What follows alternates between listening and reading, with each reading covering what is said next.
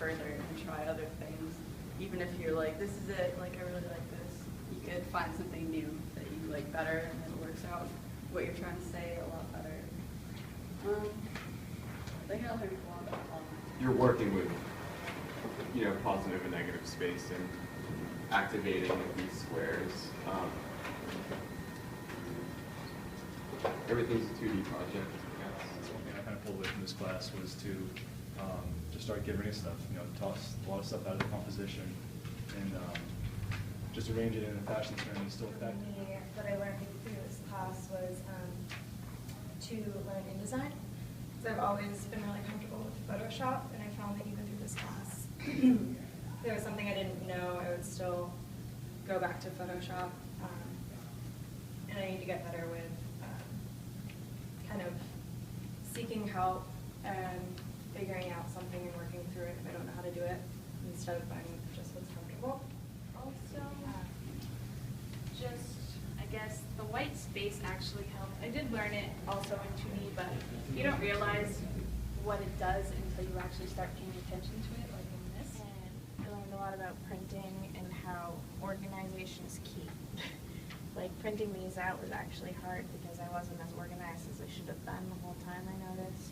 A lot of these I had to use what I knew about Illustrator and InDesign to actually transfer them over in image trace so that they became good quality again. I think the biggest thing that I probably learned was just how to use font compositionally, because for me I've never really used lettering in my work. It's always been more traditional imagery. White space can be just as informative as black space, like specifically in this one, just moving the T up a little bit and having the white space cut off the M a little more showed the serif of the T, so that really was an aha moment. Kind of thinking back to how I did 2D last year, I learned a lot about like figure ground and like the basics of it, but in this class it pushed it a little bit further because I could incorporate it into actual artwork that I was like, oh, this is not just practice art, this is my artwork.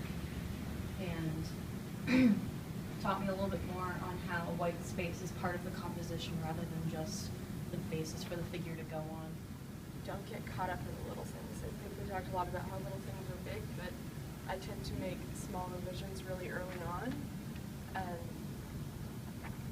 maybe it'd be better if I made a move that destroyed everything and go from there. I don't know. With me, I learned a lot about kind of continuing to go on with something. Sometimes I kind of reword something so much that I think I kind of get myself stuck, and I try and rework it, and I'm in denial that it's not working until I think I either have to set it down or someone else just kind of says it to me, and then I'm like, okay, I have to accept it, and then I finally can kind of move on from it, and I end up really liking what I like, and it's not anywhere close to where I started. Graphic design isn't always on the computer, and that the computer is a tool just like any other tool.